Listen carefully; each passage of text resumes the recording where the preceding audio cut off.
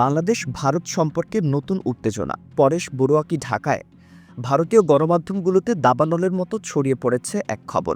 বাংলাদেশে নাকি প্রবেশ করেছে দুর্ধর্ষ বিচ্ছিন্নতাবাদী নেতা পরেশ বড়ুয়া। অপরদিকে পাকিস্তানি প্রভাবশালী পত্রিকা টাইমস অফ ইসলামাবাদ বলছে, যে কোনো সময় বাংলাদেশের সাথে ছোট পরিসরে সামরিক সংঘাতে জড়াতে পারে ভারত।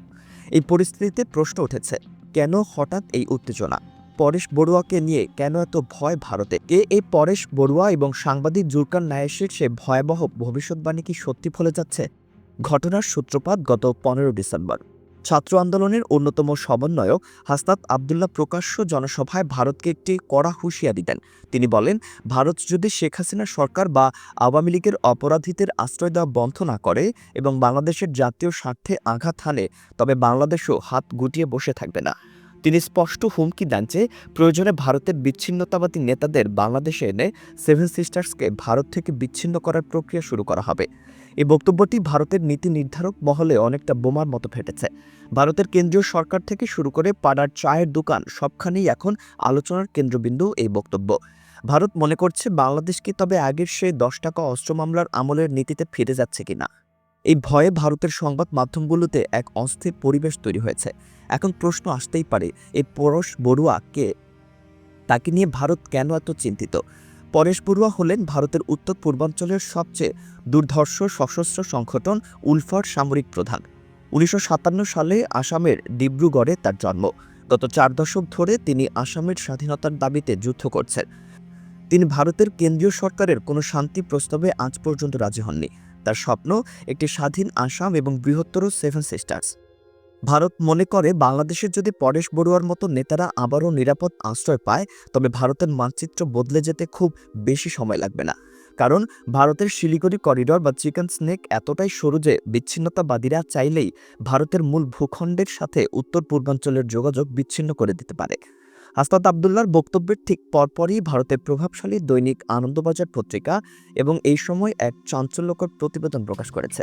গোয়েন্দা সূত্রের বরাতে তারা দাবি করছে, পরেশ বড়ুয়া ইতিমধ্যে বাংলাদেশে ঢুকে পড়েছে। ভারতীয় সংবাদ মাধ্যমের প্রতিবেদনে বলা হয়েছে, পরেশ বড়ুয়াকে টেকনাফ সীমান্ত দিয়ে বাংলাদেশে প্রবেশ করানো হয়েছে। বাংলাদেশের গোয়েন্দা সংস্থা ডিজিএফআই এর সহায়তায় তাকে ঢাকার বনানীর একটি হাই প্রোফাইল সেফ হাউসে রাখা হয়েছে।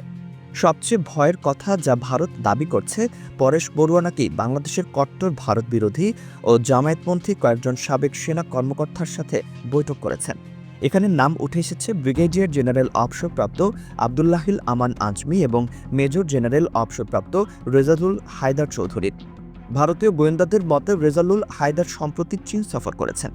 ভারত আশঙ্কা করছে, চীন, বাংলাদেশ, উলফা এই ৩ শক্তি মিলে ভারতের সেভেন সিস্টার্সকে অস্থিতিশীল করার জন্য নতুন কোনো অস্ত্রের রুট তৈরি করছে। তবে মুদ্রার উল্টোপিঠ আছে। উলফার সাবেক প্রভাবশালী নেতা অরূপ চেটিয়া, যিনি বর্তমানে ভারতে অবস্থান করছেন, তিনি এই খবরকে সরাসরি নাকচ করে দিয়েছেন। এই সময় পত্রিকাকে দেওয়া এক সাক্ষাৎকারে তিনি বলেন, পরেশ বড়ুয়ার বাংলাদেশে যাওয়ার সম্ভাবনা শূন্য। অরূপ চেটিয়ার মতে, বাংলাদেশে পরেশ বড়ুয়ার বিরুদ্ধে ফাঁসির আদেশ চলে আছে। বর্তমান সরকার বা সামরিক বাহিনী তাকে সুরক্ষা দেবে এমনটা বিশ্বাস করা কঠিন।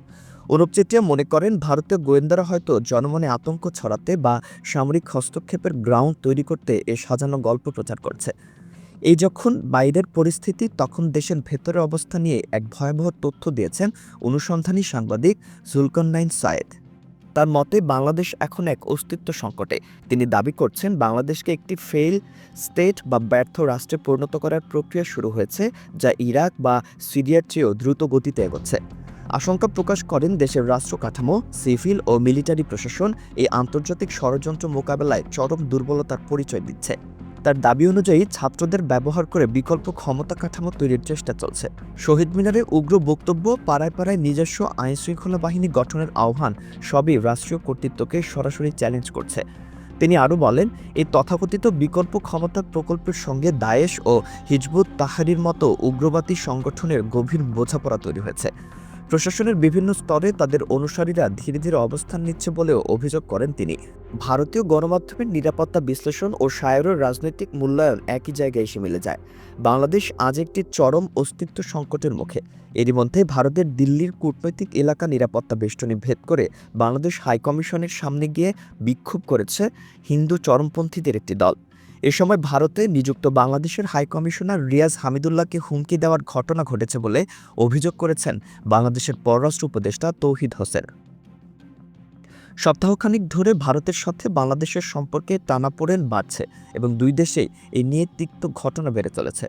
গত 12 ডিসেম্বর ইনকিলাব মঞ্চের মুখপাত্র শরীফ ওসমান হাদি গুলিবিদ্ধ হন এবং তার সন্দেহভাজন হামলাকারী ভারতে পালিয়েছেন এমন খবর সামাজিক যোগাযোগ মাধ্যমে চাওর হওয়ার পর ঢাকায় মূলত ভারত বিরোধী প্রচারণার নতুন গতি পেয়েছে। একদিকে অভ্যন্তরীণভাবে রাষ্ট্রকে অকার্যকর করার চেষ্টা, অন্যদিকে পার্শ্ববর্তী শক্তিশালী রাষ্ট্র ভারতের সম্ভাব্য সামরিক বা কূটনৈতিক চাপ, এই দ্বিমুখী চাপে বাংলাদেশের সার্বভৌমত্ব বড় ধরনের ঝুঁকির মধ্যে পড়তে পারে। বিশেষ করে যদি ভারত মনে করে বাংলাদেশে উগ্রপন্থী গোষ্ঠীর সঙ্গে আন্তর্জাতিক নিষিদ্ধ সংগঠনের যোগসূত্র স্পষ্ট, তাহলে তারা বিশ্ব জনমতকে পাশে নিয়ে সামরিক, অর্থনৈতিক বা কূটনৈতিক চাপ বাড়াতেও পিছপা নাও হতে পারে। এই বাস্তবতায় বাংলাদেশের স্বার্থে প্রয়োজন জাতীয় ঐক্য। দেশকে বাঁচাতে হলে সবাইকে দায়িত্বশীল হতে হবে। সতর্ক থাকুন, সচেতন থাকুন। দেশ আমাদেরই রক্ষা করতে হবে।